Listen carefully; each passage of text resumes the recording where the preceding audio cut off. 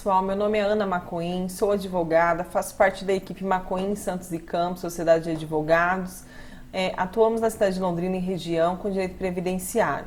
Hoje vamos tratar de alguns aspectos relacionados ao benefício do auxílio-doença.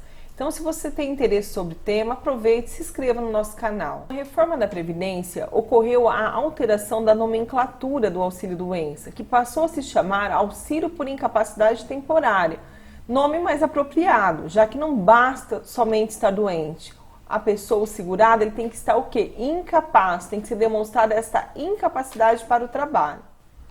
O auxílio-doença ele é um benefício previdenciário não programado, pago pelo INSS ao segurado que ficar incapacitado para o seu trabalho ou atividade habitual, seja em decorrência de acidente ou de doença. Destacar que nós temos duas espécies de auxílio-doença. A primeira é o auxílio-doença acidentário, que, como o próprio nome já induz, decorre de um acidente de trabalho.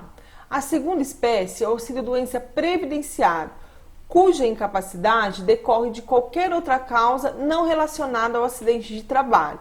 Por que a gente ressalta? Isso aqui vai ser importante, porque se um dia tiver que entrar com uma ação judicial, a natureza do benefício vai definir se correrá na Justiça Comum ou na Justiça Federal. Destacar que o auxílio-doença ele é um benefício securitário. Então, para ter direito, são necessários cumprir alguns requisitos. Primeiro dele é ter a qualidade de segurado. Segundo, cumprir carência. Terceiro, estar incapacitado para o trabalho ou atividade habitual. O quarto, estar afastado do trabalho por mais de 15 dias, que podem ser corridos ou intercalados, dentro de um prazo de 60 dias e desde que pela mesma doença. Afinal, o que é a qualidade segurado, né? A qualidade é a condição atribuída a todo cidadão filiado ao INSS que possua uma inscrição e que faça pagamentos mensais para a Previdência Social. Importante destacar aqui quem são os segurados obrigatórios do INSS. O primeiro, o empregado, que é o funcionário lá com carteira registrada. Segundo, o trabalhador avulso, o empregado doméstico, contribuinte individual, que entra aqui em N carreiras, inclusive agora o Uber, o segurado especial e temos ainda o facultativo, tá? Quem é o facultativo? É qualquer pessoa que queira contribuir para o INSS, maior de 16 anos, e que não seja segurado obrigatório ou servidor público, vinculado ao regime próprio. Outra questão muito importante que às vezes a pessoa não sabe, o leigo não tem conhecimento e acaba deixando de ir atrás de um direito, de ir atrás de um benefício, é que existe o período de graça. O que é o período de graça, Ana? É o período que, embora o segurado ele não esteja vertendo contribuição para o regime geral de previdência social, manterá a qualidade de segurado. É limitado no tempo, não é infinito, né? Uma hora cessa. E o período de graça, então, ele é a extensão do período de proteção previdenciária. Um pouquinho desse período de graça. Então, vamos lá. Ó, o segurado obrigatório, que são todas aquelas categorias que eu listei acima, mesmo sem contribuir, ainda por 12 meses ele manterá a qualidade de segurado. Se ele estiver desempregado involuntário, passará de 12 para 24. E ainda, se ele estiver desempregado e possuir mais de 120 contribuições, que equivale a 10 anos, o período será ampliado para 36 meses. Já o segurado facultativo, que é aquele segurado não obrigatório, ele terá o prazo de 6 meses após cessar seu recolhimento, ainda mantendo a qualidade de segurado. Ainda que não há perda da qualidade de segurado decorrente da própria moléstia incapacitante. Para isso, deverá ser demonstrado que a data de início da incapacidade ou fato gerador ocorreu durante o período em que a pessoa se qualificava como segurado do regime geral de previdência social.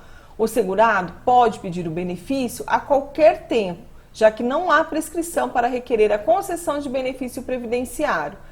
Para exemplificar aqui, por exemplo, João era um contribuinte individual, trabalhava como pedreiro, sofreu um AVC, mas antes recolhia certinho suas contribuições, já tinha preenchido o período de carência. Deixou de recolher em razão da própria doença incapacitante. Se ele conseguir demonstrar que a doença e a incapacidade ocorreu no período que ele era segurado, não importa se passou 12, 24 meses, ele terá direito a esse benefício, já que não há prescrição neste caso. Não há perda do direito de requerer o benefício. O requisito citado é a carência. pois o fato de você contribuir para o sistema não é suficiente para a concessão do benefício de auxílio-doença, pois será exigido um número mínimo de contribuições, que é a chamada carência. Neste caso, são 12 contribuições mensais. Ana, e se eu perder a qualidade de segurado? Vou ter que novamente contribuir com 12 contribuições mensais para recuperá-la? Não, calma aí. Você era segurado para voltar a ter a qualidade de segurado, se passou todo aquele período de graça e você não conseguiu emprego, né? Depois volta para o sistema. Como que funcionará? Caso haja perda da qualidade de segurado, para fins de concessão de auxílio-doença, o segurado deverá contar a partir da data da nova filiação, né, à Previdência Social com metade do período de carência previsto, ou seja, 6 meses, tá?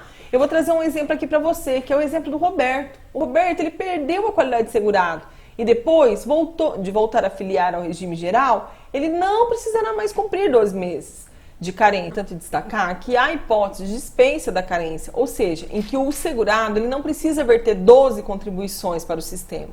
Quais são as exceções?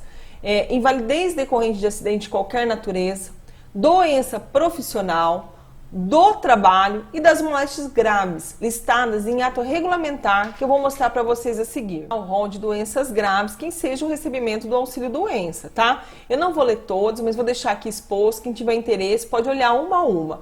O INSS considera esse rol como taxativo, somente as doenças que estão aqui. Porém, na jurisprudência, há entendimento contrário, tá? Vou citar algumas doenças, entre elas está a alienação mental, a neoplasia maligna, que é o câncer, a cardiopatia grave, a cegueira, né? Entre outras tantas aqui.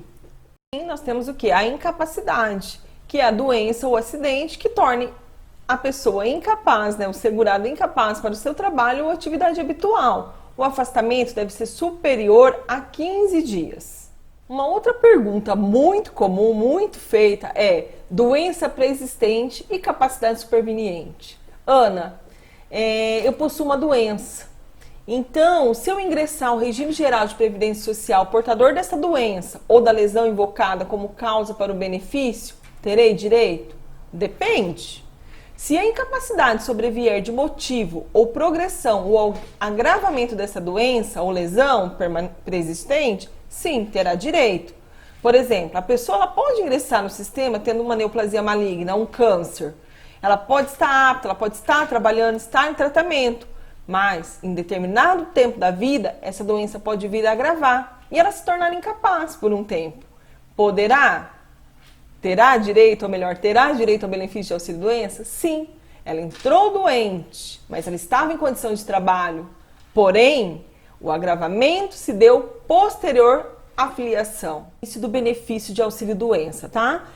O segurado empregado, ele terá o benefício de auxílio-doença concedido a partir do 16º dia da incapacidade, sendo que os 15 primeiros dias de afastamento deverão ser pagos pela empresa, pois aqui há um direito trabalhista em face do empregador e não previdenciário. Assim, do 16º em diante, será pago pela Previdência Social.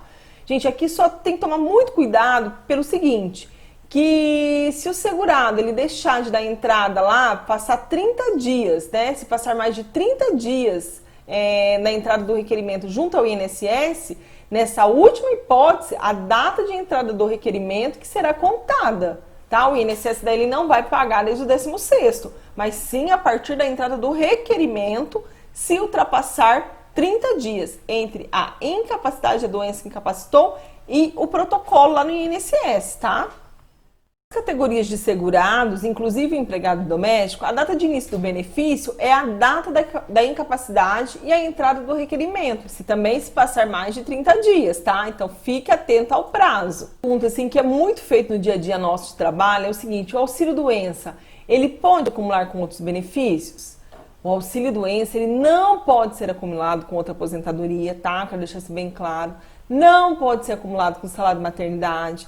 Também não pode ser acumulado com auxílio-acidente do mesmo acidente ou doença que lhe deu origem. Assim também como não pode ser acumulado com auxílio-reclusão dos dependentes do segurado recluso que perceberam o auxílio-doença com auxílio suplementar. É isso, pessoal. No próximo vídeo nós vamos falar sobre o valor do benefício, sobre as alterações que ocorreram aí em decorrência da nova legislação, tá? Um abraço, até mais.